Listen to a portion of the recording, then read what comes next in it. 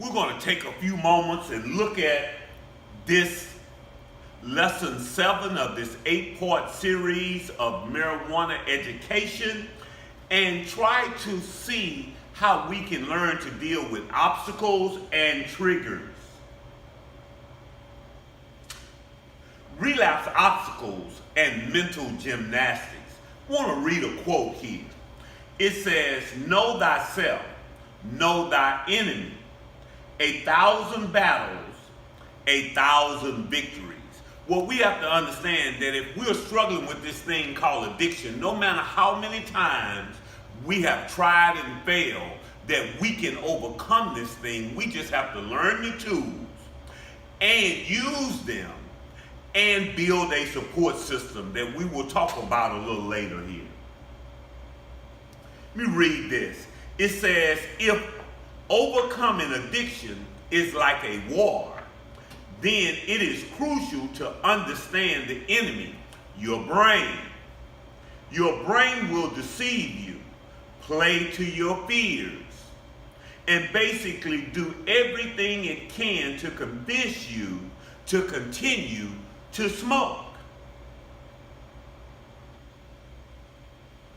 I want to talk about triggers for a second here. It says triggers are things that cause you to relapse. It is important to be aware of your triggers.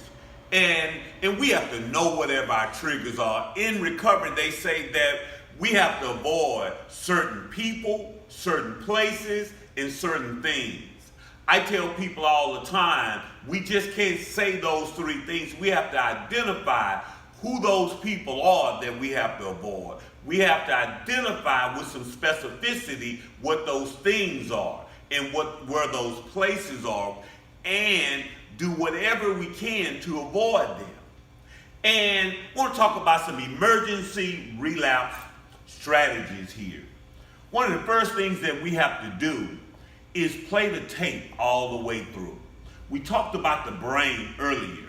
There is a part of the brain in the frontal lobe called the pleasure reward center. And all that part of the brain does is remember pleasure. It's like we can hear a song or smell something and it will trigger a memory.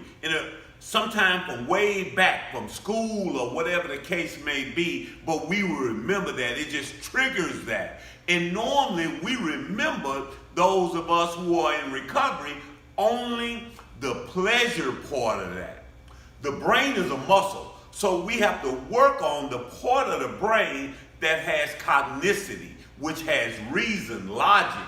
So when we work on that, it builds that part of the brain up. So playing the tape all the way through to the consequences will help us.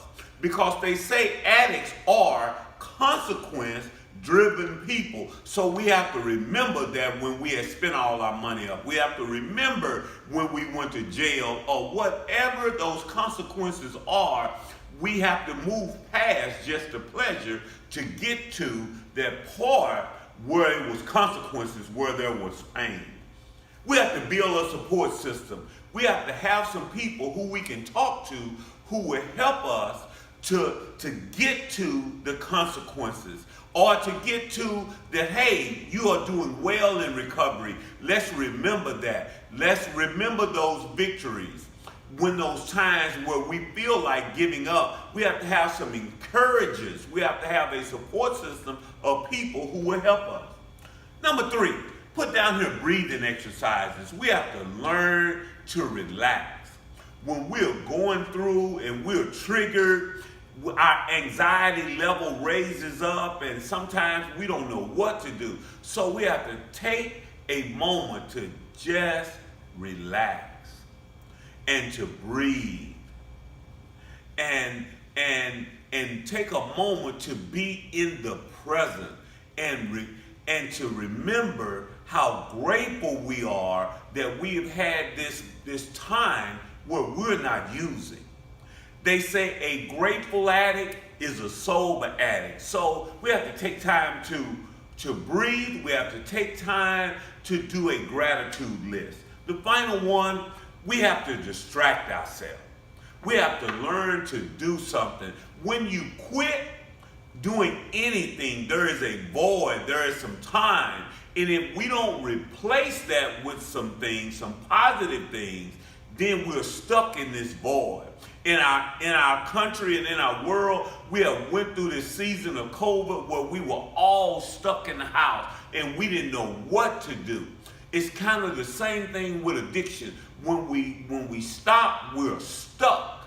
And we have to find some things to replace, to distract ourselves. Maybe that's exercising, maybe that's writing, maybe that's listening to music, calling a friend. It's different for everybody, but we have to find some things to distract ourselves. And I just wanted to take a couple of moments to talk about triggers and obstacles as we look at this thing called marijuana education.